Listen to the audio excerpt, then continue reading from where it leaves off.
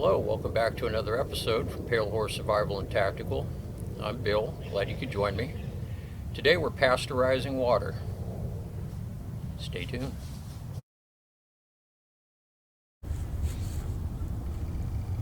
Okay, I want to apologize in advance for any of the background noise. I'm filming here in town in this episode, and the forests are all closed. The forestry department has shut down the forest for a few weeks due to all the fires out here. Half the state's on fire. So anyways, I have some free time and I wanted to go ahead and shoot another episode, so I'm kind of forced to do it here in town. So in this episode, what we're going to do is we're going to pasteurize water using the car sunshade solar cooker setup. And in the past episode, I used the same setup to cook a Cornish game hen and potatoes. It actually came out really good, even though there was a lot of smoke in the air, filtering the sunlight. It still came out pretty good. Today there's still smoke up there in the air, but the sun's you can see it's a lot brighter. It's not orangey looking and diffuse. So let's discuss pasteurization. The main rule with purifying water is to boil it. You bring it to a rolling boil and to kill the pathogens in it. The water is purified before it reaches the boiling point. The reason why boiling is used as a reference point because it's an easy way for people to see that the water has become hot enough. When they see it starting to boil. So most people aren't going to carry a thermometer around to measure the temperature of the water. The water actually will purify at a lower temperature, and that's where pasteurization comes in. And 149 to 150 is the beginning temperature for pasteurization. So the main rule is 149 to 150 for 30 minutes, held consistently at 149, 150. That's degrees Fahrenheit for 30 minutes. And I think it was 180 for 15 seconds or something like that. Because a lot of foods are pasteurized in order to purify them. So this is the main process. So we're going to explore that in this episode. So the person who invented pasteurization was a French chemist in the 1800s, Louis Pasteur, hence the term pasteurization, and he did other work with vaccinations and rabies vaccines and things like that, microbiology. So let's take a look at him briefly, and then we'll go ahead and take a look at pasteurization, the temperatures in Fahrenheit, and the holding times on those temperatures. And then once we review all that, we're going to go ahead and get started on set up the sunshade solar cooker. And I'm going to put about a half a gallon of water in a pot, and I brought a thermometer along, so we're going to closely measure the time. We'll keep track of the time and the temperature on this, and should do pretty good. Sunlight's got a punch to it. My arm's burning out here, so I expect it shouldn't take long to bring it up to temp. Stay tuned.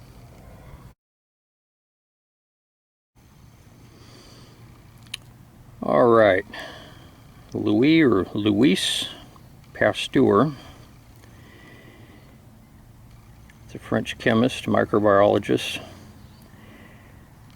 So what we're going to look at is the pasteurization today. And I won't read all this. You guys can look this up yourself, and that is Mr. Pasteur.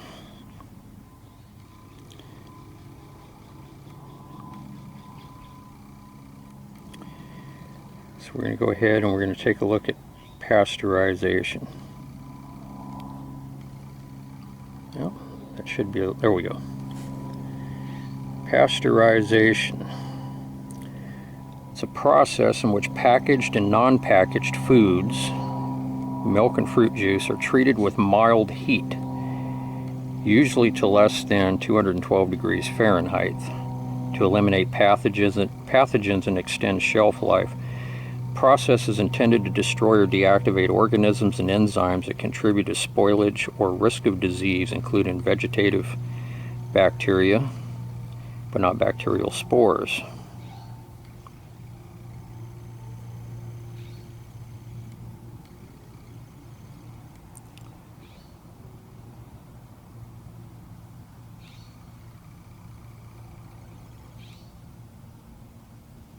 So the dairy industry uses it, food preservation, food safety.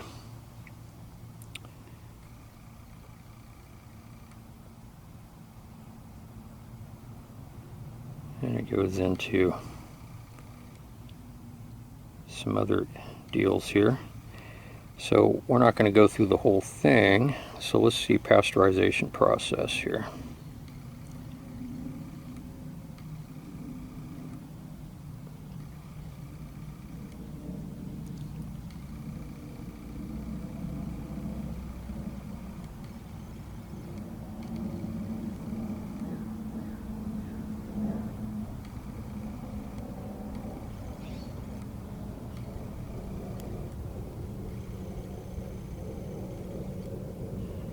Milk, liquid eggs.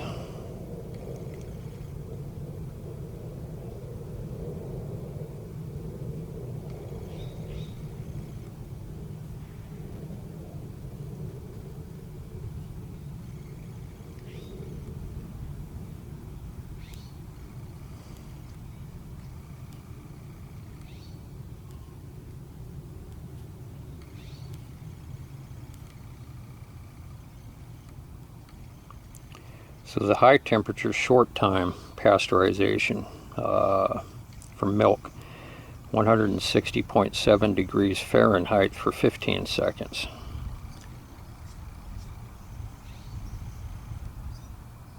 Ultra high temperature pasteurization, 275 for 1 to 2 seconds.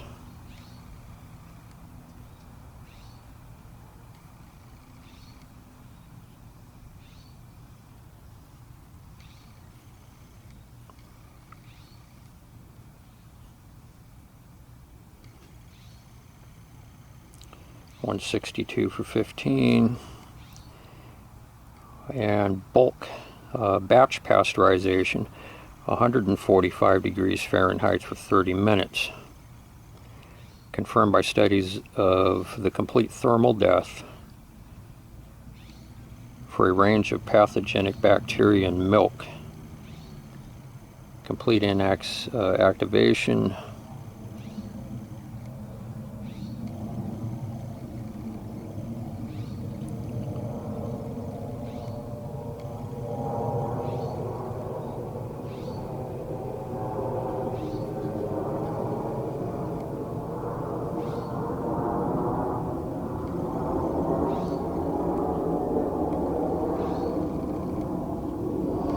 So this is the temperatures that these particular pathogens perish at, 151.7 degrees Fahrenheit. That's for staph. 149, 153. Listeria, that's a bad one. Salmonella, 142.7.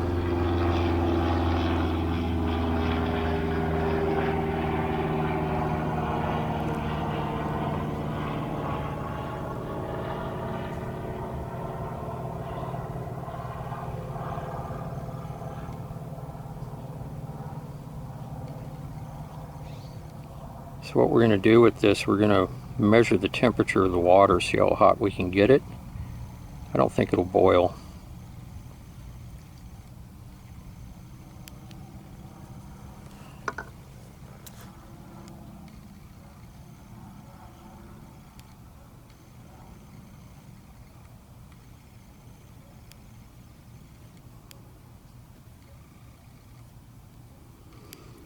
Okay, so we'll go ahead and get this set up, and we'll see how hot we can get the water.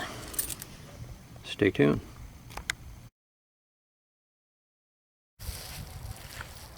Okay, this is just a standard car sunshade, the reflective mylar coating on both sides. I keep a few of these in my kit. I use these as ground pads, and this is a little bit better quality ones. They're a little thicker, so they offer a bit of padding plus the insulation properties against the cold or wet ground. And these also make a good fire reflector too. But I get these from the 99-cent store. They're pretty thick. They're actually pretty good quality here. So they work really well as a solar cooker. And I apply Velcro to this, just hook and loop Velcro. Make sure I'm in frame here.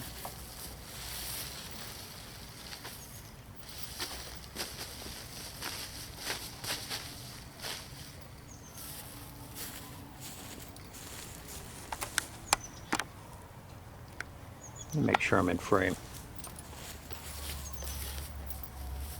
You can get the Velcro, you can get it at fabric stores, craft stores. They come in rolls. It's adhesive on the back side. It's very simple to apply.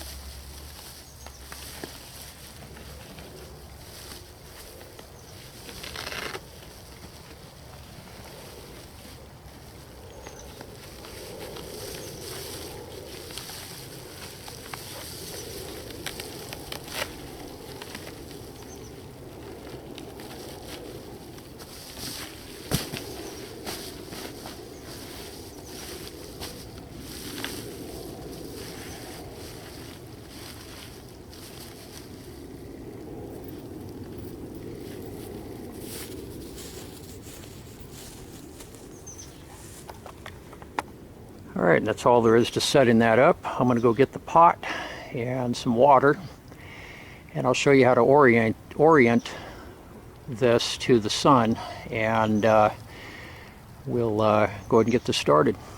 Stay tuned.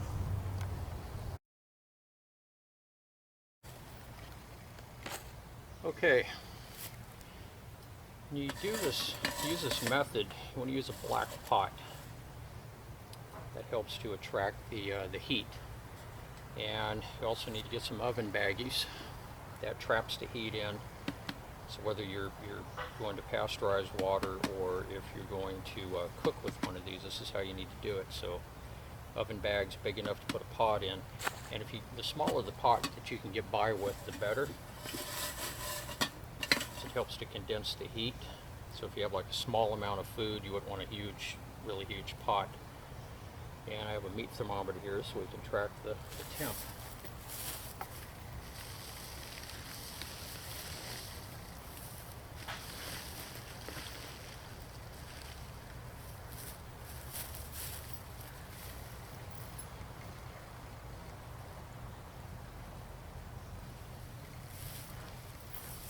Just sliding that meat thermometer in there before we put the kettle in, just out of curiosity. What kind of temp? So I put my arm in there, I can feel the heat.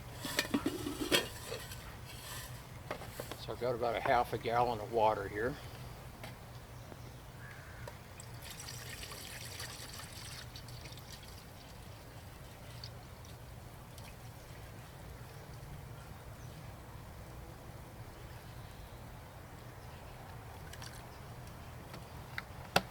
And incidentally, it took it all.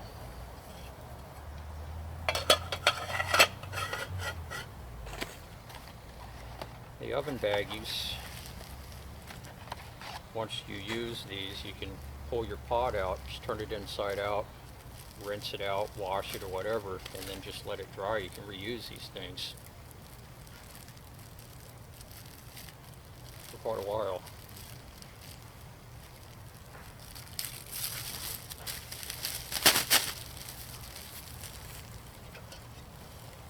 Take your pot, slide it in.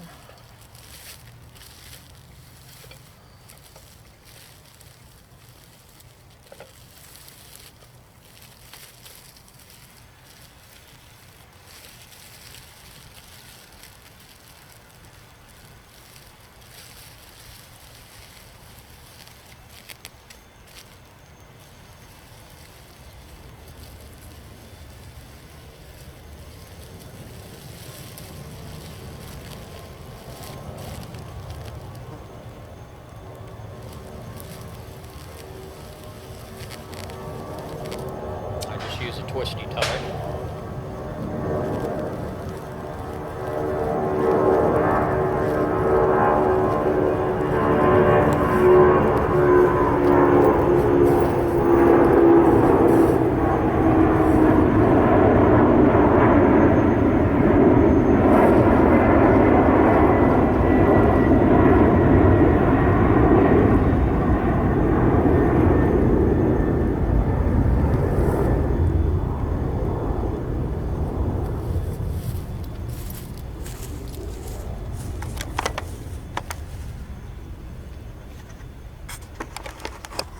I'm going to show you the temperature on the meat thermometer here already.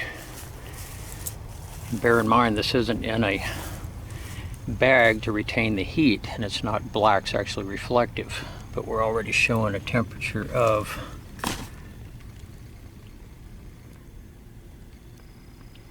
just a hair below 140.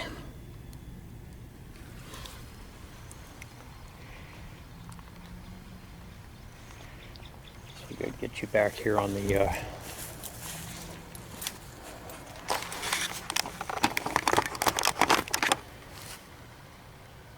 tripod. We're going to go ahead and set that kettle in here.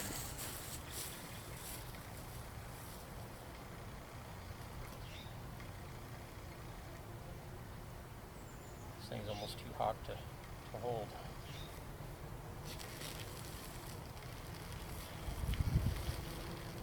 Actually, I think what we'll do, see if we can put this meat thermometer inside the bag. I think that'll give us a little more accurate temperature reading.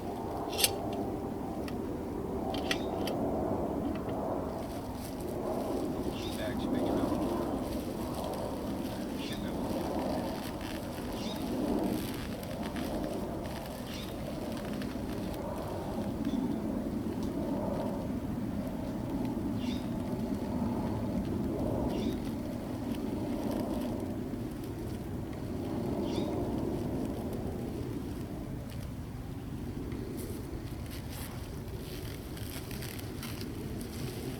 Right back here in the back.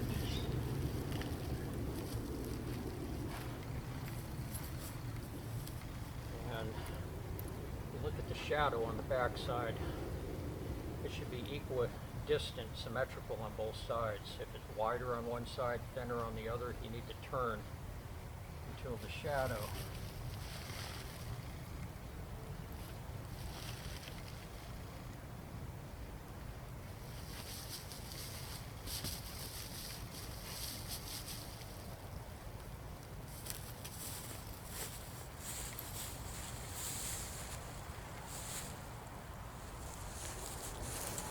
So that's pretty well oriented right there.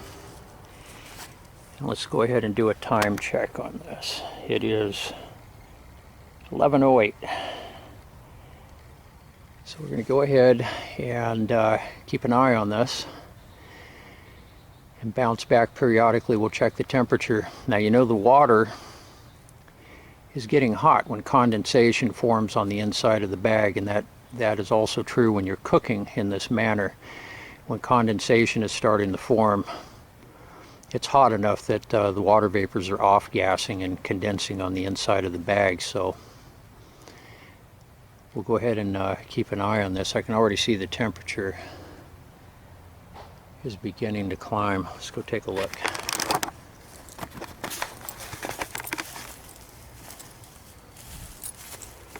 I'm going to get my own way here.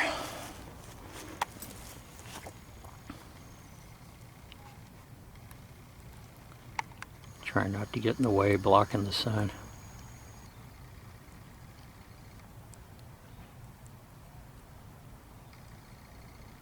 Yeah, it's already starting to climb here.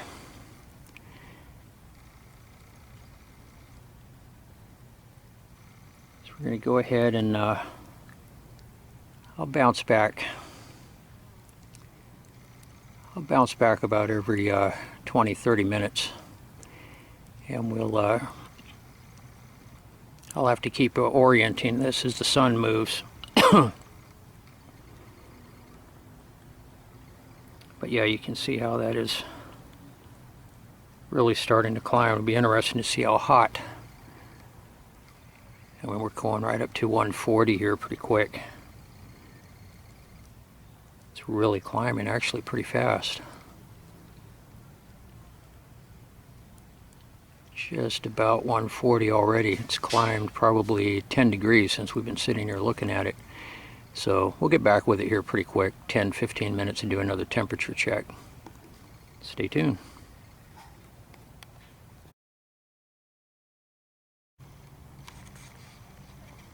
Alright, it's 11:18. It's been about 10 minutes.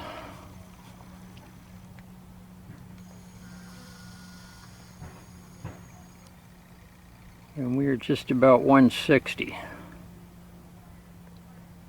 And that's in about 10 minutes, 10-minute time frame. So it's still climbing. Be interesting to see how high this goes.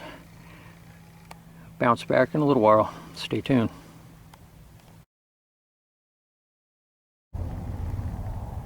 It's been 38 minutes. And we are up to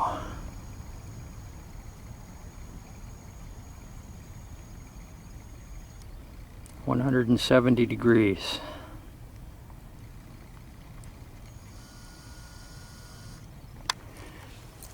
This is what I was talking about. The orientation, the shadows. You just want to have them equal on both sides. So about every 20-30 minutes you just need to take it and turn it to orient it with the sun. But yeah, up to about 170, so that's the air temperature inside.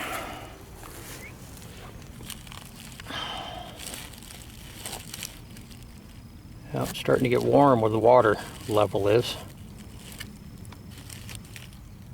And up here I can't keep. That's hot.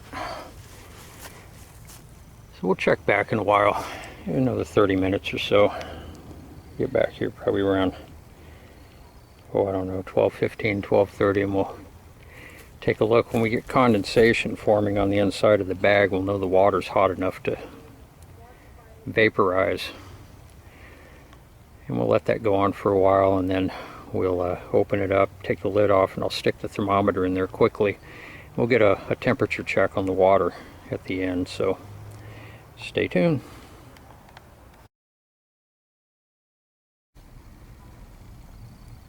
Alright, it's been a little over an hour, and the temperature's still about 170. The bag is puffed up, which is a good sign. It's pretty puffed. I can't hold my hand on the handles, and that's getting pretty hot down below where the water line is, so I'm thinking maybe another hour. We'll give it a little bit more time. So I'll bounce back. We'll do another check here in a little while.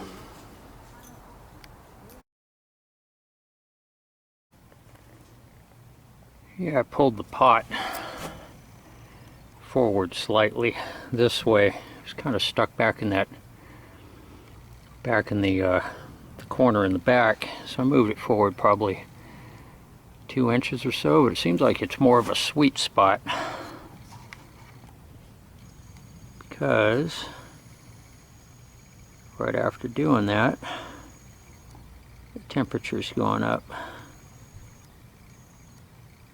Pushing 180 right now.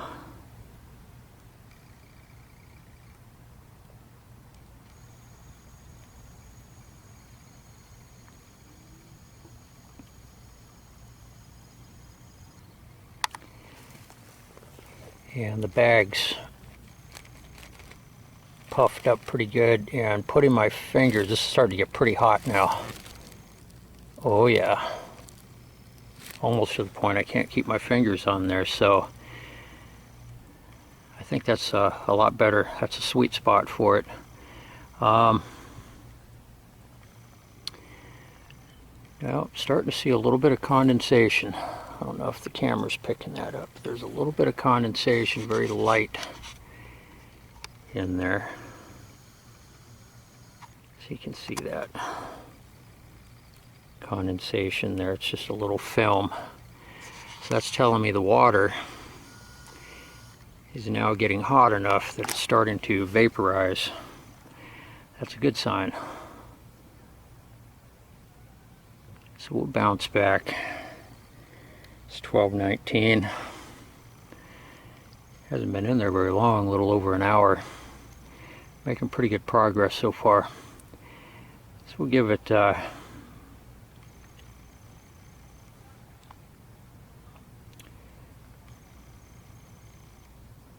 we'll just let this thing go till probably about 108. We'll see what the condensation looks like. That'll be a 2-hour mark. And we got pretty good condensation. It looks like it's about as hot as it's going to get. I'll pull that out, open it up. We'll stick that thermometer in the water and get a reading. But look at that temperature climb. Still going up. That's definitely a sweet spot. Yeah, we're pushing 180. It's continuing to go up the time I've been talking here, so stay tuned.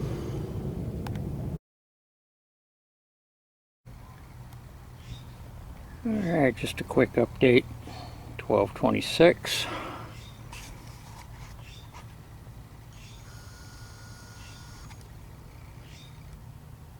We're at 180 degrees. Yeah, that's definitely pulling that pot forward.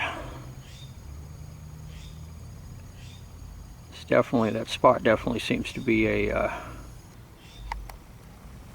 sweet spot there.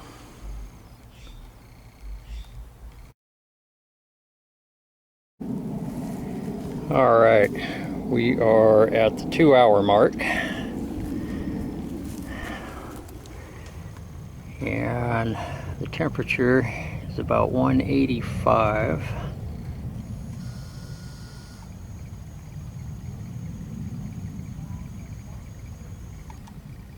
Right about 185. We're right in between 180 and 190.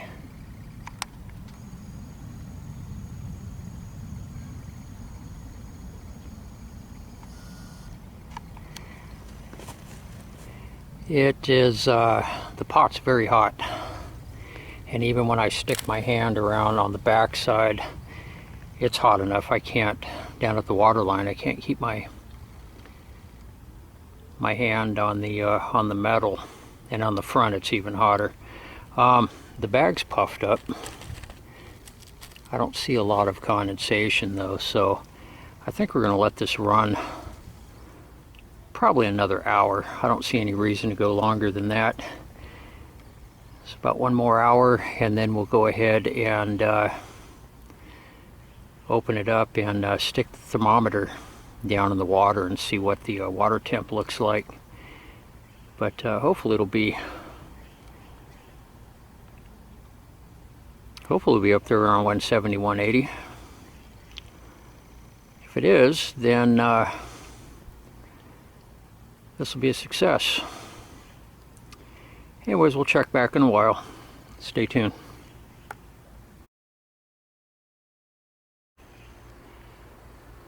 Yeah, standing here, kind of observing around. This is a camphor tree, Pseudomomum camphora. And this is the tree that the essential oil, camphorphenique, is extracted from.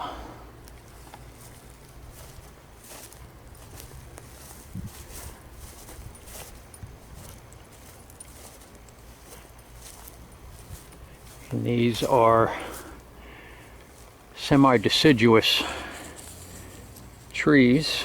They pretty much constantly drop leaves year-round. And they're setting berries right now. You can see the leaf arrangement is opposite. Non-serrated leaf margin. Dark green on the top, light on the bottom. Decentralized rib.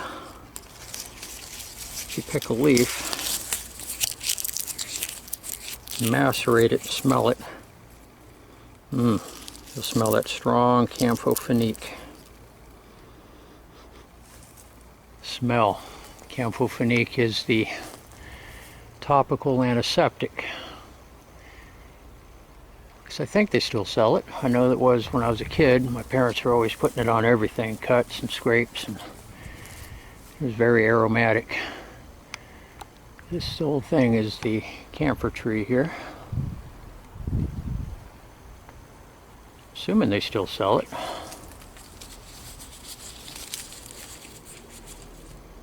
If you have an extractor, you can water extract the essentials from this. They volatilize, they vaporize at exactly the boiling point of water, 212 degrees at sea level, and then it goes through a condensing coil, and then the oil floats on top of the water in the collector. Maybe I'll do some episodes in the future on how to extract essential oils. Anyways, standing around watching the solar cooker there and looking around at the botanicals here. This is a very invasive species from Asia. This is Ailanthus altissima, also known as tree of heaven. It's extremely invasive. It comes in a male or either male or female.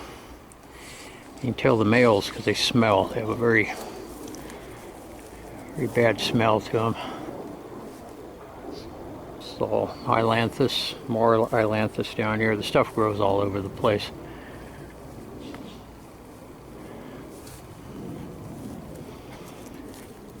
Anyway, that's my short, brief little nature walk here while I'm sitting around waiting for the...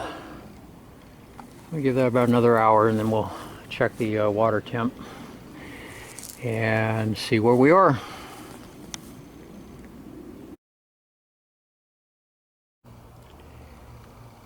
Yeah, just doing a little more research while I'm standing around. I found this. Inactivation of Cryptosporidium, the spore bacteria, oocysts, by pasteurization.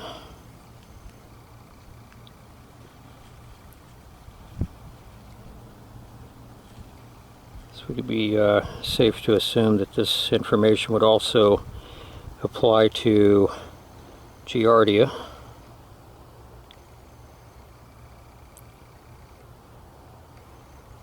So it's here, the oocyst was heated to 70 to 71.7 degrees Celsius, which is 158 degrees Fahrenheit, for 15, 10, and 20 seconds.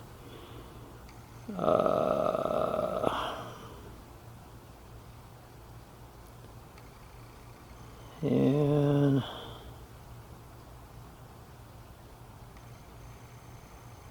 so heating at 158 degrees Fahrenheit for 10 or 20 seconds, well, at either temperature, 70 or 71.7,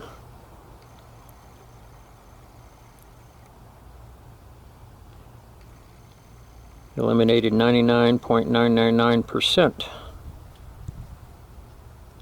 And pasteurization for 5 seconds at the same temps were 99.9% and 0.998% respectively effective. So there we go. So everything looks like if we can get that water temperature up to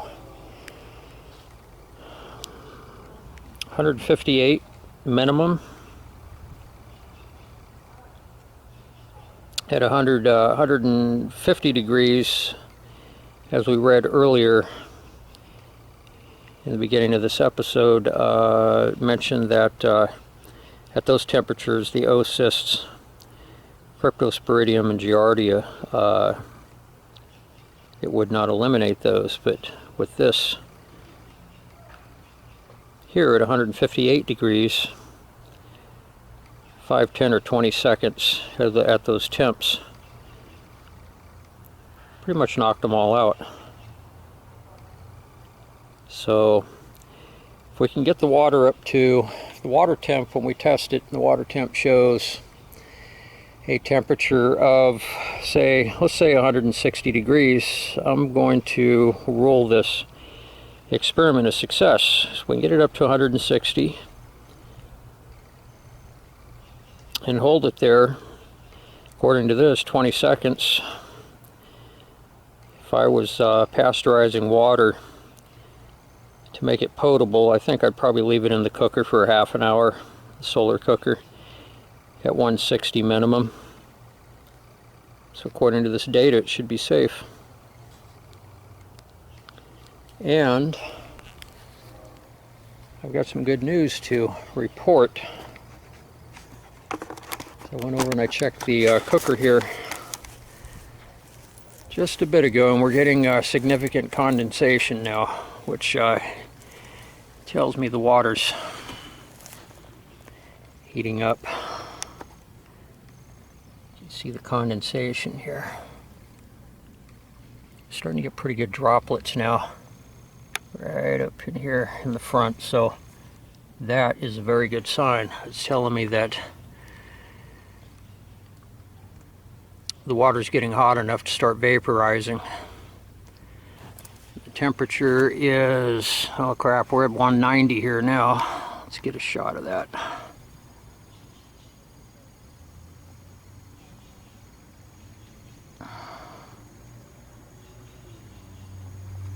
We are at 190 degrees.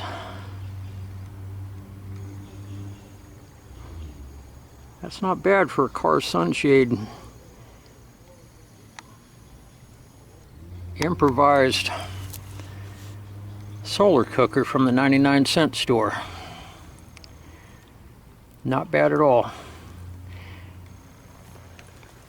And the time is 1:22, so let's run this up to the 3-hour mark, 2:08. And I've been adjusting this in the back, and you see it's a little thinner on this side, the shadow. It's fatter on this side, so we're going to turn this.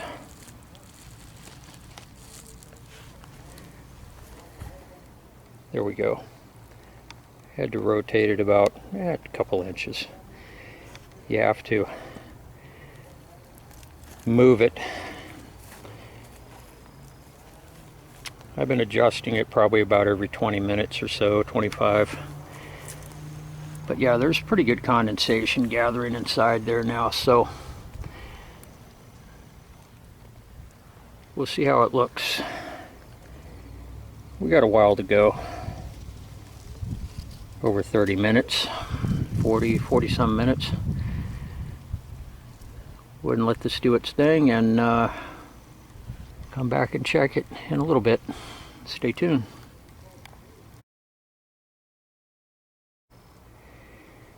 Yeah, just a quick update. We're at 149. Temperature's continuing to climb. Getting near 200 degrees.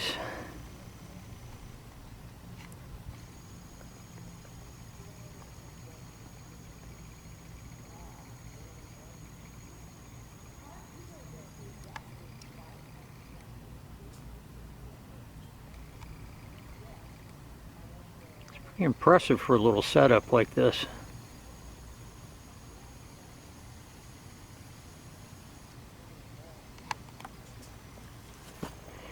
You can see the condensation forming here. I really think this is going to be a success. I put my hand down, so we have more condensation forming now over here. Wasn't here earlier. Some very significant drops up in here. I put my hand around on the back side and I can't even keep my hand at the water level down low, and that's on the back side. It's hot. It feels like it's on a stove. It's pretty impressive for a little setup like this. But yeah, that temperature continues to climb, and I suspect that's due in part to the water temperature going up now, so the whole unit as a whole is getting hotter.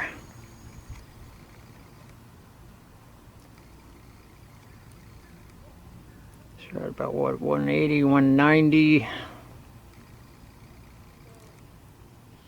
about 197 probably.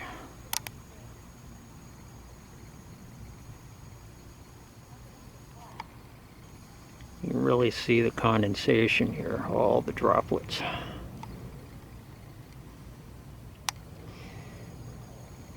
I'll let this go for a little while. Just curious to see how much higher that temperature is going to climb as that water temperature goes up. So in the beginning, with the water temperature being cooler, it would tend to keep everything as a whole cooler. It would absorb the thermal energy. But as it's warming up now, everything's warming up as a unit. It's really got my interest peaked at this point. You know, is it going to hit 200 degrees? We'll see. I keep adjusting this back here. So we're pretty even on the back side here.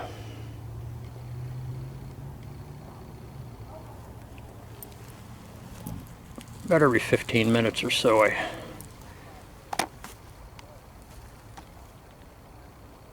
adjust this a bit. I over adjust it a little bit. That'll compensate, that way I won't have to readjust as soon as I usually do.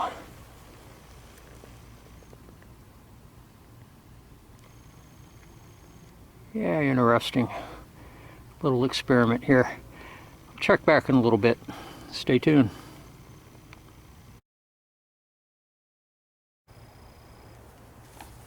All right, we're at 2:02.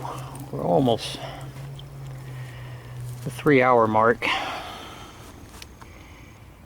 and we're real close to 200 degrees.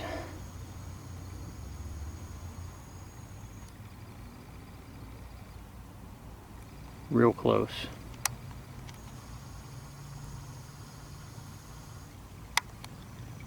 I suspect we're probably at the upper limits of what this setup is capable of doing right here. So, but I'm gonna give it a little bit longer, and because the temp is rising, so give it a little bit longer, and then we'll open it up and do a check on the water temperature. I'm gonna have to get something to handle that thermometer with, because that thing's gonna be way too hot to handle barehanded. So I'll go find a rag or something. Anyway, stay tuned. We'll check it out in a bit.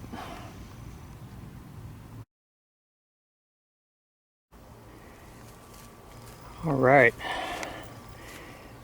We are at 2:13, so we're a little over 3 hours, but I'm going to run this a little bit longer because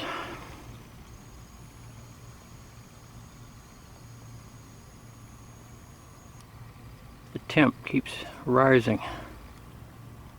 We're just about 200 degrees.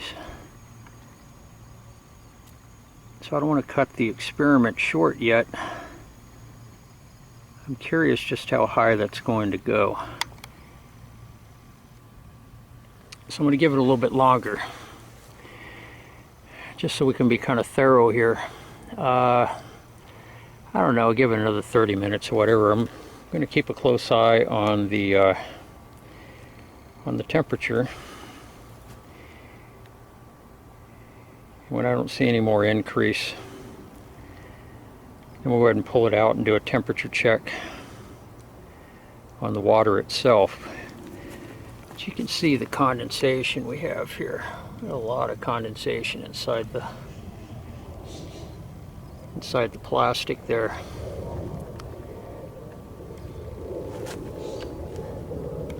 Yeah, it's right at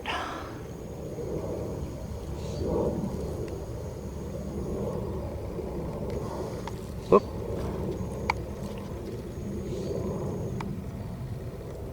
It's right at 200 degrees, so just out of curiosity, we're going to give it a little bit longer before we check that water out. But that water's got to be, I can't keep my hand on the pot on the back side. I lay the back of my fingers, reach around and lay it on the back side, and it's like it's on a stove. It's hot. It would burn me. So I'm going to say that water's got to be, it's got to be pretty hot. It's up there, but we'll find out. We put the thermometer in there, so we'll give it a little while longer and check it out. Stay tuned.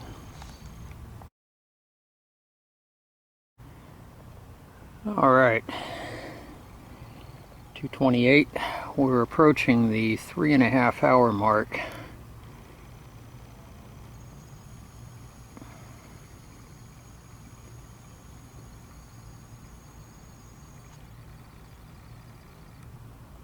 It's gone up just a little bit, maybe about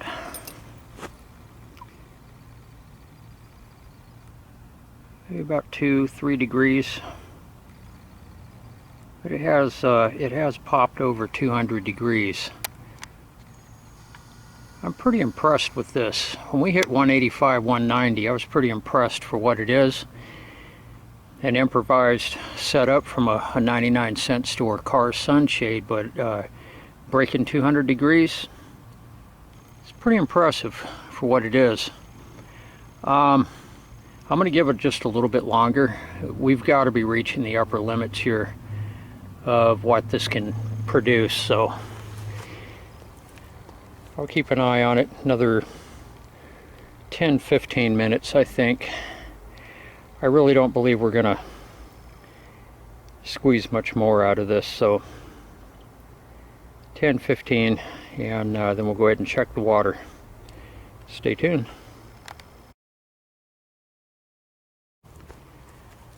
Alright, I'm not seeing any increase.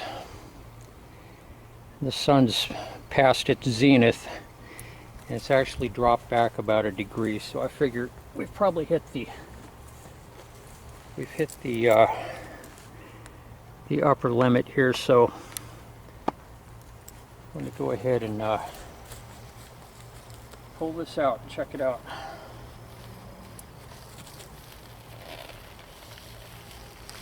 Man, that is hot. Holy crap. I want to move fast with this so we get an accurate reading on the water temperature. Man, that is really hot. I feel steam coming off here.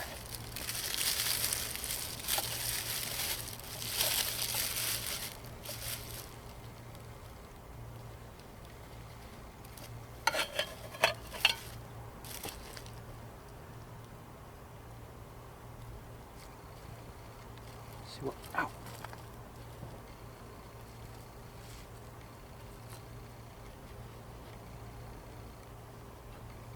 Man, that is hot.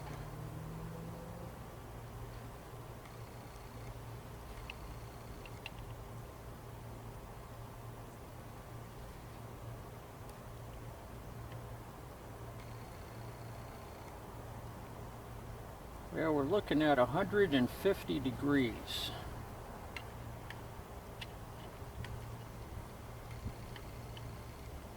Hopefully the camera's picking that up. I can't keep my hand on this, it's hot. We're at 150.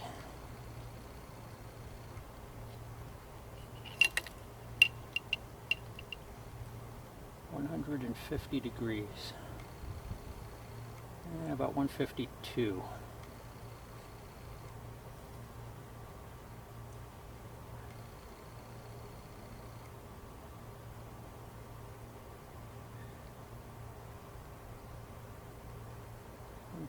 $152, $153.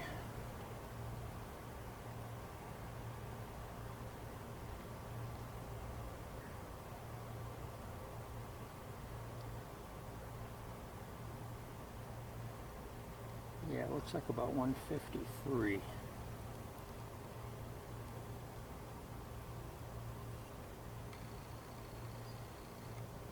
About 153.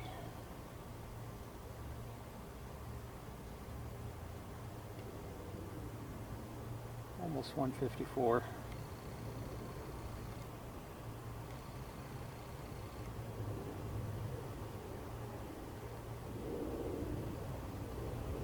Hopefully the camera's picking that up. I think we're about 154.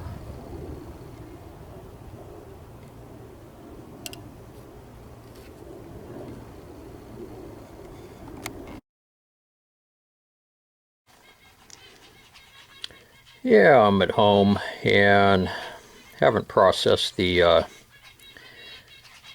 video footage for this episode yet, and still doing some research, some in-depth research on the oocysts, the cryptosporidium in particular, and giardia, the hard-shelled bacterium, which are typically a little harder to eliminate. Anyways, this is a pretty in-depth article here. It's on applied microbiology, and it's pretty in-depth study they did here, talking about the die-off temperatures, and it's pretty technical, so I'm not going to go into the technicalities here. I did run across something. We're going to go ahead and work our way down here. Basically what the article talks about is experiments where it's the temperatures of water, soil, and feces, and the die-off rates of the oocysts.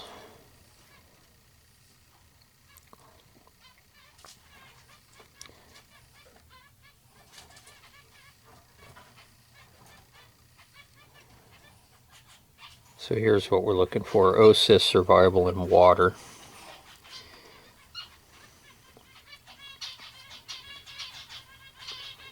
So the main thing we're looking for here is temperature.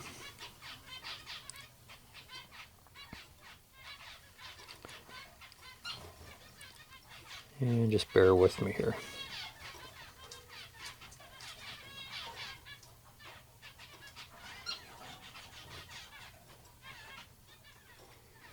So the mortality rate of oocysts increases as the temperature increases above 4 degrees Celsius.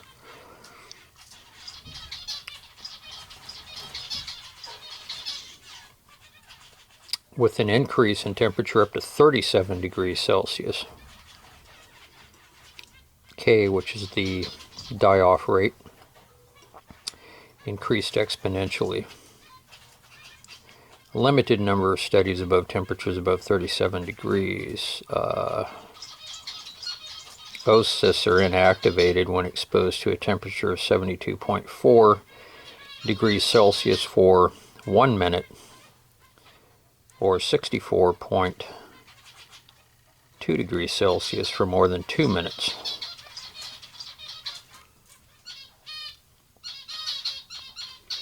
So without going through this entire thing, like I said, it gets fairly technical. So the K values are obtained, which is the die-off rate. Studies with temperatures in the range of 4 to 37 degrees Celsius, which covers most situations in an aquatic environment. And we're not going to go through the whole, it gets pretty technical here, so for what we're doing here we don't need to get that. And they talk about freezing,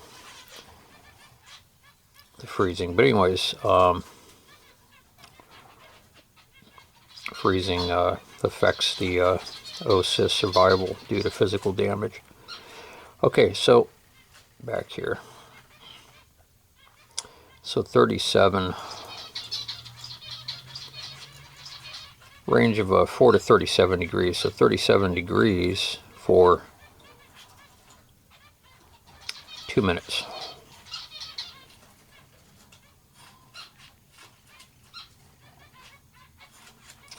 Oocysts are inactivated when exposed to a temperature of 72.4 degrees Celsius for 1 minute or 64.2 degrees Celsius for more than 2 minutes. Alright, so we're going to go 64.2 degrees Celsius Fahrenheit. And that is 147.56 degrees Fahrenheit. So,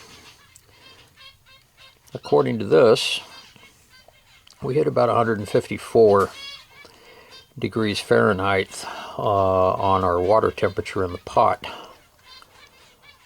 So according to this study, technically the oocysts, if they're exposed to this temperature for 2 minutes, they are destroyed, inactivated. So based on this information, I'm going to go ahead and rule the experiment a success. Apparently, based upon the information, the oocysts would be destroyed, and also at the lower temperatures, staph, streptococci, bacteria, and others were also destroyed by the pasteurization. So, will it work? According to the information, it would. I still, like I said, this is just an experiment. I'm going to say it was a success.